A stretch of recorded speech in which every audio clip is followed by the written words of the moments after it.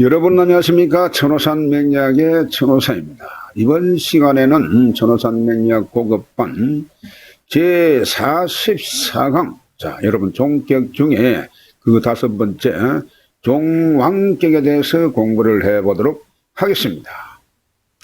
자 여러분, 종왕격은 자 일행득기격과 같은 것입니다. 일행득기격.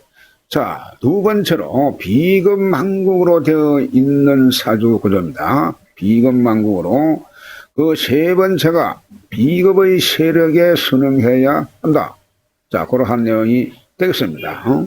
자, 갑니다. 그 첫 번째로 종황격은 신약해사가 아니라 사주의 전부 또는 대부분을 비급이 차지하고 있어가지고 그 강한 비급의 세력을 얼제할 수 없으므로 그 강세인 비급의 기세를 따라가는 사주를 종왕격 이렇게 부른다. 네, 그러한 내용이 되겠습니다. 그 두 번째로 종왕격은 비급망국으로 성립이 되다 보니까 그 비급의 왕세에 순응을 해야 하고 이를 역세해서는 절대 안 된다. 네, 그런 내용이 되겠습니다. 자, 종황격의 용신법에 대해서 공부를 해보도록 하겠습니다. 일주를 도우는 비급 및 인성운을 만나면 대기랍니다. 자, 일주를 도우는 비급이나 인성은 그 비급의 세력이 왕해지기 때문에 그래서 대기란 그런 경우가 되고, 그 두 번째 식상운은 신앙한 길을 설기시킴이 순함으로 역시 길하다. 자, 그러니까 인성운이 좋고 비급운이 좋고 그리고 식상운, 자 식상운 역시 좋다. 그러한 내용이 되겠습니다. 그러면 세 번째로 보겠습니다. 반면에 재성 및 관살운은 종왕격에 상반되므로 이거는 역시하게끔 되어 있습니다. 그래서 이것은 대흉하다. 자, 이렇게 볼 수가 있습니다. 다시 한번 정리를 하면 비급을 중심으로 인성이 좋고 비급이 좋고 식상은 좋은 운입니다. 그런데 재성이나 관성운에서는 이것은 결코 좋은 운이 못되고 엄청나게 흉한 그런 운으로 정의가 된다. 네, 그런 내용이 되겠습니다. 종황격의 예시 그 첫 번째로 이 사주는 병호의 갑오의 병호 갑오 이렇게 생겼습니다. 이렇게 생겼는데, 자, 이 사주는요 병화가 5월에 태어났습니다. 병화가 5월에 태어나가지고 지지가 전부가 다 오화입니다. 오화하고 그리고 월간하고 시간에 간목이 있습니다. 간목이 있으나 이것은 아무런 이것이 기운이 없습니다. 간목이 지지에 뿌리가 하나도 없지요. 그러니까 이 불 위에 그냥 장작나무에 올려져 있는 것과 같은 그런 행복과 같아. 그런 내용이 되겠습니다. 자, 그래서요 이것이 전체가 화의 기운으로 이루어졌다. 그렇게 볼 수가 있겠습니다. 그래서 앞서 공부한 우리가 일행득기에서 보게 되면은 염상격에 해당한다. 그렇게 볼 수가 있습니다. 자, 운세를 보겠습니다. 초운 을미병운에, 자, 을미병운에는 양호함으로, 자, 을미병운에는 상당히 운세가 이 화세를 돕기 때문에 상당히 좋습니다. 그래서 일찍 공부하고, 이 또 병운에는 그야말로 등가를 했다. 예, 그런 내용이 되겠습니다. 가구에 급제를 하고, 자, 그렇게 보고, 그러나 신유운은 결코 지금 이 운하고 재성운이다 보니까 상당히 반극하는 그런 경우가 되겠습니다. 그래서 이런 경우에 신유운은 상당히 좋은 운이 되지가 못하는데 이때에 큰 병을 얻어가지고 고생을 했다. 그런 내용입니다. 이때에. 자, 그런데 무술운은 여러분요, 이 무술운은 설계하는 식상운이죠. 무술운은 식상운이다 보니까 이 무술하고 기운까지는 좋은 운이다. 그렇게 볼 수가 있습니다. 설계하는 운이다 보니까. 자, 그런데 이 해운에 여러분, 이 해운에는 이 해수가 이 화의 왕신을 치다 보니까 수극화하다 보니까 오히려 이 화세가 성해가지고 수극화한다고 해서 이 수가 이기고 화가 치는 것이 아니고 적은 물이 큰 불을 끌려고 하다 보니까 이런 경우에는 오히려 화가 더 폭발하는 그런 경우가 같다. 이렇게 보시면 되겠습니다. 그래서 이 해운에 군중에서 전사를 하고 말았다. 이렇게 기술합니다. 자, 그래서 여러분요, 이것이 이런 경우에 상충하게 되면은 이것이 바로 간운이죠. 그래서 재성운과 간성운은 좋은 운이 못 된다. 네, 그 말씀을 들은 겁니다. 자, 넘어갑니다. 자, 종황계의 예시 그 두 번째입니다. 이 사주는 계묘의 을묘의 가빈의 을에 이렇게 생겼습니다. 이렇게 생겼는데, 자, 이 사주를 보게 되면은 간목이 묘월에 출생을 했습니다. 묘월이면 이것이 양인이죠. 그래서 이 양인, 전체적으로 보게 되면 이런 경우에 전체 몽땅 인의 모기와 전체 목으로 생겼죠. 목으로 운의 흐름이. 사주 구조가 운의 흐름이 아니라 사주 구조가 전체 목으로 생겼습니다. 여기에다가 계수는 그대로 수생목하기 때문에 전체적으로 목의 기운이 엄청나게 왕세를 부리고 있다. 그렇게 볼 수가 있습니다. 자, 그러다 보니까 이 종황계에 이거는 이가 없습니다. 자, 그럼 운을 한번 보겠습니다. 운은 그러면은 목, 과운이 좋다라고 했습니다.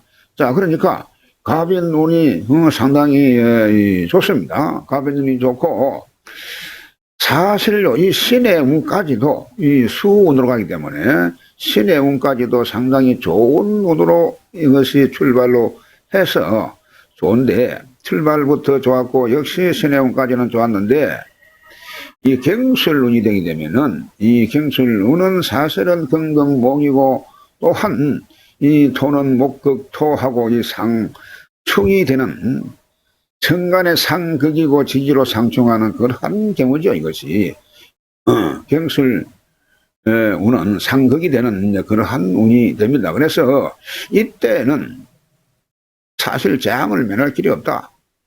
그런 점입니다. 여러분, 이러한 사주 구조를 여러분 단지 말이죠. 이 기억을 해 두어야 될 그런 필요가 있습니다. 어찌 보게 되면은 갱신금에는 이것을 이것을 억제하는 갱신금은 건강목으로 좋은 운이 아니냐 이렇게 생각할 수 있습니다만 그것이 절대 아니다 라는 말씀을 드릴 수가 있겠습니다.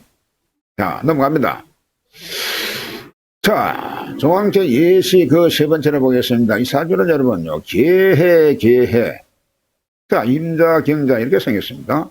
이렇게 생겼는데, 자, 임수가 여러분요, 임수가 전체적으로 사실 수입니다. 수, 망골 이런 수가 있죠. 그래서 이 왕의 상태가 바로 이것은 윤화진격입니다. 사실은 여기에서 시간의 경금은 그대로 금생수 하는 것이 아니라 그냥 이 큰 물에 퐁당 빠진 그러한 경우다.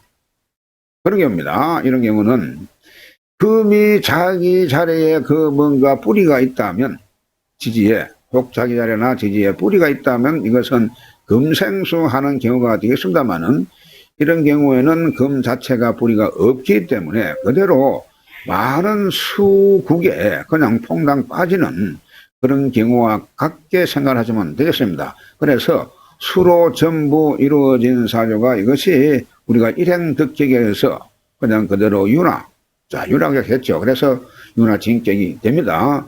그래서 아니면 자, 지금 말씀드리는 수종왕격, 자, 수로 이루어진 종왕격 어떻게 불러도 좋습니다. 이름이 두 개입니다. 그렇습니다. 자, 금은 여러분 수다 금침하니까 논할 바가 없고, 자, 금수 모군이 길하고 화토는 대불길한 논이다. 여러분, 금수 모군은 길한데, 자, 화토는 이거하고 사실은 이 수의 기운하고 막바로 정충을 하고 있죠. 그래, 이 화토는.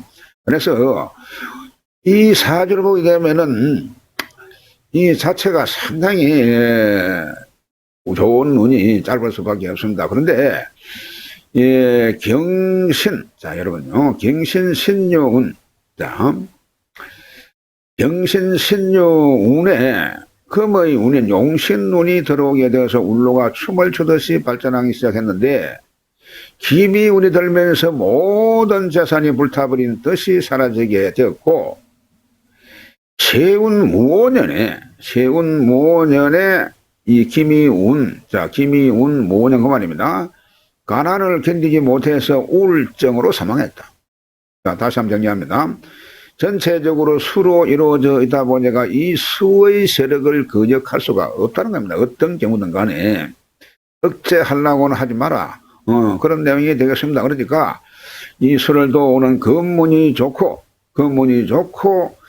이 수운이 좋고 그리고 이 왕신인 그 수를 설계하는 모국이 좋다. 그런 내용입니다. 그래서 이 운세 대운을 보게 되면은 이 임수운은 사실 좋습니다만은 이 술운은 결코 좋은 운이 아니죠 보면은.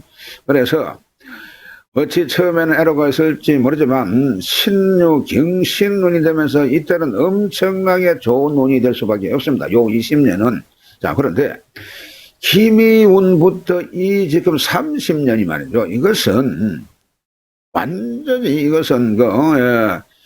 사주 구조하고는 정반대로 가기 때문에 대흉한 그러한 운세가 됩니다. 이런 경우에 금전도 잃고 직장도 잃고 사실은 내원에도 부부관계도 아주 이런 경우에 이별로 하고 여러 가지 변수는 생길 수가 있다. 이렇게 볼 수가 있는 겁니다. 그래서 우울증으로 이 김이운 중에 모연 그 말입니다. 이때에 가난을 견디지 못해가지고 이 세월에 엄청 좋았습니다만은 이 운에는 결코 하루아침에 이 파산되는 그런 경우가 되겠습니다. 자, 넘어갑니다. 이 종왕격의 참고를 보도록 하겠습니다. 여러분, 이 격은요, 인성 비거분에 발흥하며 식상운은 왕신의 길을 설기하여 역시 아름답다. 자, 간살운에는 왕신을 충하고 재운에는 군비장계로 구사일생한다. 두 번째, 왕자는 그 세를 순응해야 지나지만 역하면 흉한 것이다. 고로 비겁이 태왕한데 일점 관성이 오더라도 태왕한 비겁을 억제할 수가 없습니다. 그래서 역으로 역현상이 되기 때문에 왕신을 촉발해서 흉화가 일어난다. 그런 내용이 되겠습니다. 그 세 번째로 보겠습니다. 이 격은 여러분요, 앞서 공고한 일행득지격과 같다.